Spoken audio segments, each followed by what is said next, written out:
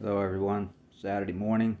Just wanted to make another video about helpful homeless tips, things that I used to survive out there. Now, I was lucky enough to live in my vehicle and had a decent spot to park and was able to get through that and was able to hang out in the store and stuff before the pandemic. Then the pandemic came and all the stores were locked out. Libraries were closed and there was really nowhere to go. So being stuck in my vehicle every single day, that wasn't as easy either. But I got through it.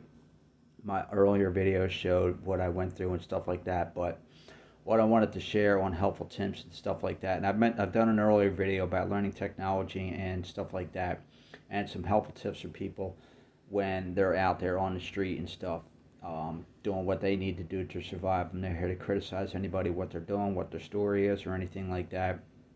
That's not what it's about. I'm just trying to show my experience of what I did and how I got through it and how I got out of it so that you can get out of it. I've mentioned in an earlier video that the shelters, the churches, stuff like that, they don't want to end homelessness. It's a business. You can see that online. I've seen it online. It's a business. And I mentioned all this in earlier videos just recently, so you can go through that. A lot of homeless people, they go to the library and they go online, they watch YouTube and stuff like that. They watch YouTube videos, watch basic technology videos, try to help yourself, learn resumes and stuff like that, apply to jobs and stuff like that. Another thing that you can do, some of you may or may not have Facebook accounts. Um, if you do that, go on there and share your story and create a separate page if you have to, sharing your story every time. Go on Twitter, start a Twitter account, share your story on there. Do like I did, share your story and videos and stuff like that. Get yourself a free phone and you'll get free wireless and you'll be able to do all that. And if you find a place where you can go in the library, you can use their Wi-Fi. Or if you find a place that you have, a place that you sit or anything like that while you're out there, go to the Wi-Fi settings and click on the Wi-Fi and get a Wi-Fi signal and use the Wi-Fi so you don't use up the data. Anytime you can use the Wi-Fi, use the Wi-Fi wherever you're at, and you can do videos. I used to have questions like that with people asking me online, well, how do you have a Twitter account? How do you have this account? How do you? Well, they're free, okay? And I've had account. I've been online before that. They act like once you become homeless, well, how do you have all this stuff? Well, people had stuff before they became homeless. However, they became homeless and stuff like that, and however they're trying to get out of it. Like I said, some people may benefit from shelters. Good for you if that's happened, but majority of people that I've seen and everything in my area when I went through it, shelters are not there for you. It's a business. They make money. And the biggest thing they tell you in there is they want you to find jobs. They want you to find work and stuff like that. But if you find a real job, then they have to know where you're working. They still have to know your business going through that. And if you find a job, then you have to get a gate pass. Then you have to go through all this kind of aggravation and stuff to try to get to your job and try to get back. And if there's overtime and you have to work weekends, they make it even harder for you because they don't want you to succeed. They tell you that, but they don't want you to succeed because then if they have, say they have 60 homeless people in the shelter, they're getting money for that. If 12 of those people leave, sure, they can replace those 12 very easy because then that's when they're out there on the street scouring and stuff like that. Try to bring more people in to keep their numbers up. That's all it is. It's a numbers game. Keep that in mind. But the biggest thing about this is get one of those free phones. If you're in the shelter, get the free phone. Get it mailed there. Or if you have a P.O. box or you have somewhere, it's tough to get stuff mailed to the shelter because they've been in this business a long time and they know what's coming and they can take your mail. I've seen it happen where people didn't get mail. They see that and they've done this kind of stuff in there, and I'm sure many of you have seen it. But the biggest thing is you got to end your homelessness on your own. You have to get out of it on your own. If you are in a shelter, use it to your advantage. If you go to the library, don't say too much to these shelter people, these case managers and stuff like that. Just answer the simple questions: are you looking for work and this? Are you working and stuff like that? Because these are things you have because they're going to make it tough on you. It's a catch-22. If you're not working, well, part of the program is you need to work and stuff like that. And any of you that have been in shelters, out of shelters, and back, you know what I'm talking about. The hell that you go through in these shelters and how hard they make it in there. A lot of people, in my experience, they don't go to the shelters because they'd rather live on the street. They have more freedom and they're happier that way. And again, to each their own. But my tip to you is, if you are want to get out of the streets, don't want to be out there doing what you're doing and stuff like that, and want a better place. Another thing too is get yourself one of the, if you do start working, motels should be going down a little cheaper and stuff like that. Another thing to do is get yourself, when you get yourself a free phone or something like that, or open up an account online if you want to go to the library all the time and you go online there. But if you do get one of these free phones, check out these apps. One app to check out is a travel app, Expedia. You may think, well, damn, I'm homeless. I don't have any money. How am I going to travel? That's not what it is. What you do is you build up points on these things. I did it. I was lucky enough to do it when we started getting those stimulus checks and stuff like that.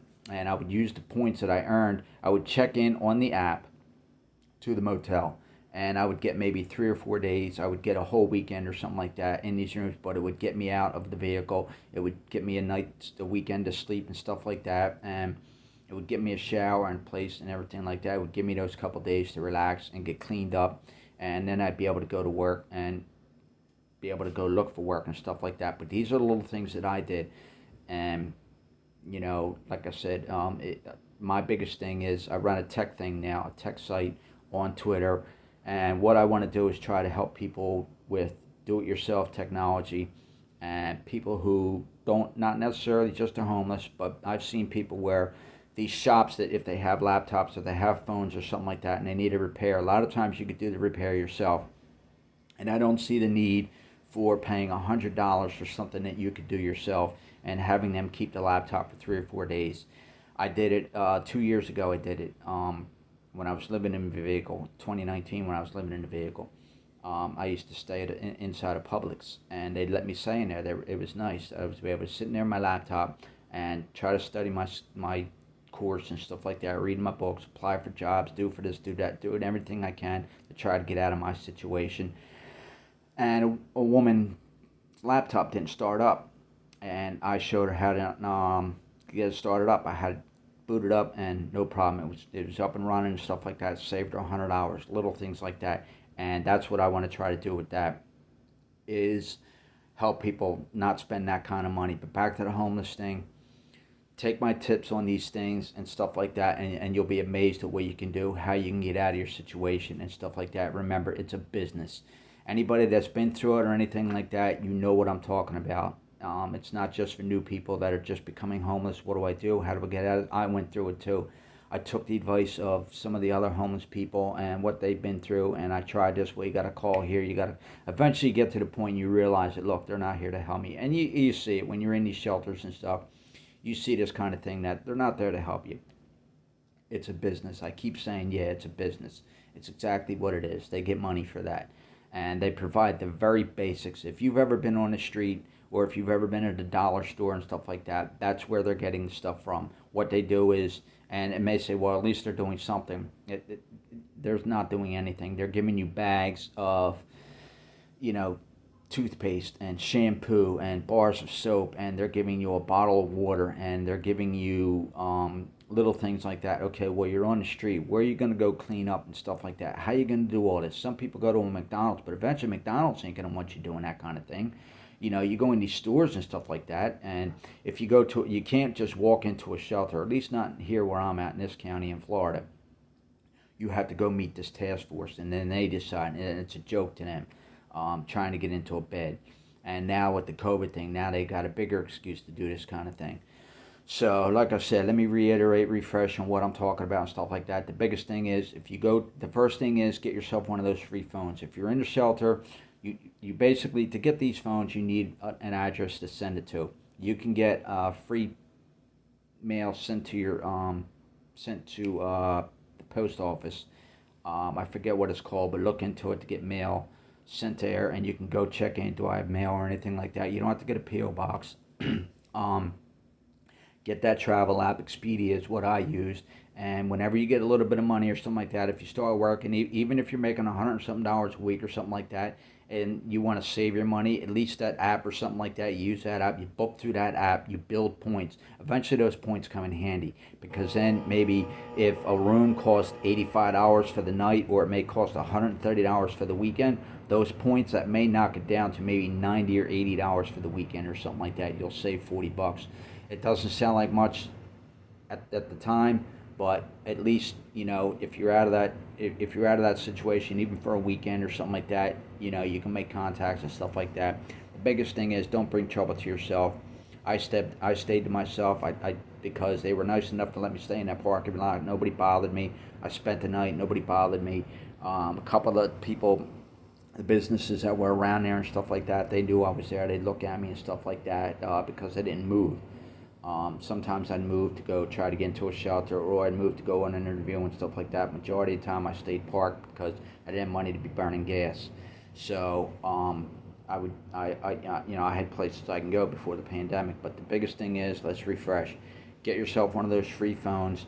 Get it set up. If you don't know how to set something up, leave a comment and I'll help you get through it and try to set it up, and where to go from there. And if you're in South Florida, send me a message on there and I can help you set it up. Like I said, set up a Twitter page. You can try GoFundMe, but in my experience, I've seen where GoFundMe, as soon as you share your homeless story or something like that, it's not like it was when I was lucky enough to get a little bit of money through Twitter on my GoFundMe page when the pandemic was hitting and stuff like that. But now that's kind of dead, and nobody's giving any money or anything like that. But that's another thing you can try. Set up a GoFundMe page. But the biggest thing is, if you have a Facebook page, if you want to set up a separate Facebook page to just share your story and keep that about your situation and stuff like that, get the word out, let people know what your situation is, and that's the better way to go. Be real careful of scams and stuff like that, and be wary of people saying, yeah, I can help you, I can help you, I can help you, because a lot of that stuff goes on. So be real careful with that. The other thing too is, set up a Twitter page. Try to get the word out there. Do like I did with a YouTube page. It's all free. It doesn't cost you anything. If you're using free Wi-Fi, you can do it on the laptop, or you can do it at the computer on the library. You can set up these Facebook pages. You can set up these Twitter accounts. You can set up these Google accounts. You can set up these email accounts, Gmail and stuff like that. All that kind of stuff. Set it all up. It's all free. It doesn't cost you a dime. And you can check that stuff every day. It gets the word out. It gets you connected with people. Waiting on a shelter to do something for you, waiting on a church to do something for you, waiting on these people to do something for you, waiting on disability to do something for you. It's a business. They are not in a rush to get you out of that situation. They are not in a rush to do anything for you. It takes time. I've seen people where they've given up. They've gotten pissed off and they've given up. I couldn't do that. I had to get back out. I had too much that I needed to go on and stuff like that, and I finally got work. And I've been working. I've been living in the place for 6 months now. I did it all on my own. I lucked out with that last, as I mentioned in an earlier video, I was in a shelter in Miami. And as soon as that last stimulus check came, I was working at the time. And I would go back and forth to work. And, I'd save my money. And once that last stimulus check came, boom, I was out of there. I got on my app. I used my points. I got a room for a week, and I was able to stay there, and I had to move around a lot because wherever it was cheapest for me to afford to go and stay, that's what I did. So I'd have to move here. I'd stay here for a week. I'd stay there for a week. Yes, it's difficult. It's tough. It's aggravating and everything like that. But at least I wasn't in that shelter. At least I was doing my own thing. And luckily, I got into a job where I worked there for 4 months as a temp, and I finally got hired on. I've been there 2 months full time, and things are going good for me. But again, you got to get these things going for yourself. If you're at the library all the time, this is how you do it. Set up these accounts, set up these pages, get your resume going. Go on Career Builder, set up an account. Go on Indeed and set up an account. The beautiful thing about Indeed is not so much Career Builder. You can use Career Builder as a backup and stuff like that to try to really get yourself a work or something like that. But the other thing too is to get an Indeed account. And what they do, the beautiful thing about Indeed is the way they have everything set up and their format set up is they can help you build a nice little resume and stuff like that. They ask you questions, you can put your skills down, and they add that to your resume.